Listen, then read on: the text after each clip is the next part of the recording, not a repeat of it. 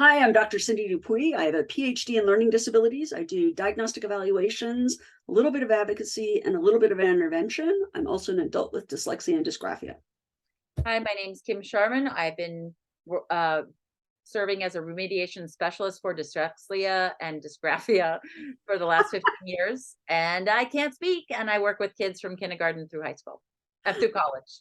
All right, so we are going to spend a few minutes talking about what dyslexia is. And we're actually going to try really hard to keep this nice and short tonight for all of the parents or educators out there that are looking at this. So let me jump in here. And we're going to kind of start our slideshow on what is dyslexia. And we want you at the end of this to understand what it takes to learn how to read. So, Kim, you see kids, like you say you have a sniffer. When kids walk in, you can tell. What do you notice about kids when you have them read for you? Well, when they read to me, it is, they don't read as if they're talking. And the reading is very stilted. Oftentimes they read one word at a time. Oftentimes they read like a robot sometimes. Um, Oftentimes I'll see them skipping words, replacing words, reading a word as the wrong word. Yeah. So you used to get kids in your practice that you would then send to me, and now you've essentially said, go to Cindy first, then come to me because I want to know what Cindy found, right? But you used to have people walk in and you go, oh, my sniffer's up. I know that this kid has got a reading issue. So what we want to talk about briefly today is the three things that affect your reading in a way that can cause you to have dyslexia and make it difficult for you to become that fluent, accurate reader that it takes to survive in society. So we've got kind of three component parts here. The first one is phonological processing. Okay. And how do we skip it? Nope, we didn't. We're there. What is phonological processing, Kim? The ability to see a symbol and be able to associate the sound that symbol makes, the symbol being the letter. Okay. You start doing something foundational with many of the kids. What's that foundational piece that you do? It's essentially similar to linguistics in the sense of how sound is created in the mouth. And some kids have such a severe impact that they don't know how to make a particular sound. They're changing where they make the sound in their mouth, therefore they're changing the sound of the letter each time they say it. So it doesn't come automatically. They need to be taught specifically how to make the sound. Well, as much as you hate blocks, I hate it when you pull out the mouth cards and you're like, Cindy, make this sound. And I'm like, oh, right. I can't come Yeah, up with the sounds as you point out them, right? it's not automatic. But this is like the building block to being able to read. So if you don't have this phonemic awareness piece, it's going to make reading hard. But that's not the only thing that can make reading hard, because then we come to the next one, which is rapid automatic naming. Yep. Right? How would you explain rapid automatic naming to parents? Rapid automatic naming is the ability to, once again, see a symbol, which could be a sight word like does, and to be able to recognize that picture of that word and to be able to pull it from the back of your head and very quickly. There are so many sight words we use in language that need to be coming automatically. And a lot of kids have difficulty, who have dyslexia, have difficulty recognizing those sight words and learning them. So the way that I describe this to parents is it's that tip of the tongue phenomenon where you know somebody's name and you're like, and you can't come up with it, or you know what a word is and you're sitting there in a fill in the blank test and you're like, I know what the word is, but I can't pull it up, which was like my regular existence all the way through school. So in the big picture, it has a major role with fluency. Now, Kim, why is fluency so important? Fluency is so important when reading because it impacts comprehension also. So if you're reading in a very stilted manner, and you're not fluid with your reading. And fluency doesn't mean speed reading. It means being able to read. I'm not sure if I'm mixing up prosody again, but to read as you speak, similar to the way you speak. Yeah, we're going to do another piece on prosody because it's a really important concept, but you're saying it. So when you read it, you actually read the punctuation, and we'll get into that more later. You actually add meaning by your intonation.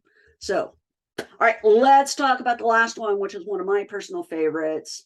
What is orthographic processing? Orthographic processing, in layman's terms, is being able to see the guts inside of words and to be able to differentiate those letters inside of words and divide that word into syllables so you can really decode the word properly.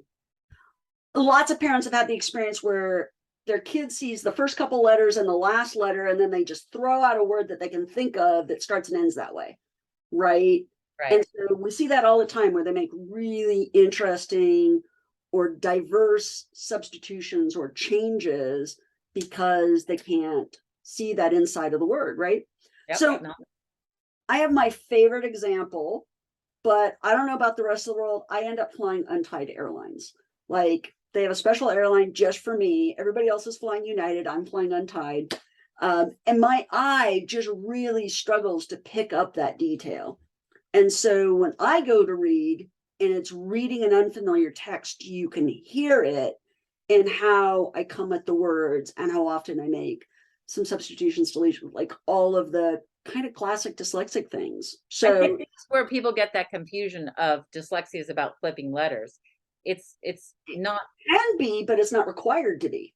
right. I mean, this is like not seeing the inside of the word. Yeah. And when parents come to me and say, but they're not flipping letters and numbers, and I say, that's okay, you could still be dyslexic. They're like, oh, it should be like I have permission to join this club, right? Yeah. So now what we want to do is we want to give parents and teachers the experience of what it feels like to struggle to read. Now, Kim, you had a particular way you wanted to explain this, like how we were coming to this scenario. That symbol, when kids are, the struggle that it takes for them, like you recognize maybe that seeing the letter Z makes the Z sound, but for them, remember, they have difficulty with the phonological processing, recognizing the sound associated with the symbol. They also have difficulty with rapid automatic naming, pulling that sound associated with the Z, like pulling that from the back of their brain. And it is truly an exhausting experience for them. That's why you see a lot of guessing. So what we're going to do today is we're going to give you a passage to read. And when you see the letter Q, you're going to say D or T. Good. If you see a Z, you're going to give us a If you see a P, etc. Right? So for example, if you were to see these three letters together, you would read it as either tar or bar. And this would be mat.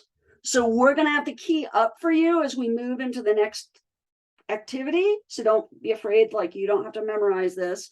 But when we get you to the next page, we're actually going to give you 30 seconds. And we're going to put the challenge on you. We actually want you to read for the whole 30 seconds. And I promise you, it's going to feel like it's forever. All right. Are we ready? Yes. Here we go.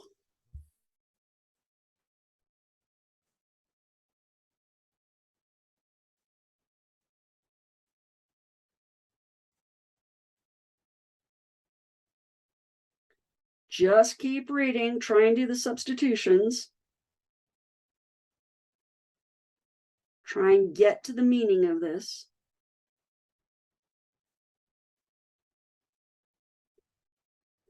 And by now you should be at the end of the passage. What did you get, Kim? I got maybe 3 words from the end of the first line. Wow. Okay. What does it feel like for you? I mean, I know what it feels like for me, but what does it feel like for you? It feels you're working so hard to translate that I didn't get any meaning from what I was reading. And I felt very tired, and I didn't know what that guy, I felt like giving up. Yeah. I see parents that do that all the time. Like they'll try the first couple of words and they're like, oh, it's a simulation, I could stop. It's like, but your child is actually sitting in the classroom being presented with text like that. Yep. And they have to keep going, right? The teacher's sitting there and you either figure out how to fake it to make it, or you sit there and fight it. And I realize we're missing a punctuation sign on this, but hopefully parents out there will forgive the dyslexic. So I think the big thing is, did you have any idea of what it was about? No. Yes, context wise, what was there? The word pokey or whatever it was, I was body. No, I didn't. So here's the actual passage. And we'll actually give parents a minute, or not a minute, but a couple seconds here to kind of read through it. If you want to read through the whole thing, you can certainly hit pause for just a second and spend a few seconds actually reading that. But the whole reason, and we're gonna move on to the next one here, is because we really want you to understand when a kid is struggling to learn how to read, that's what their day-to-day existence feels like. Yep.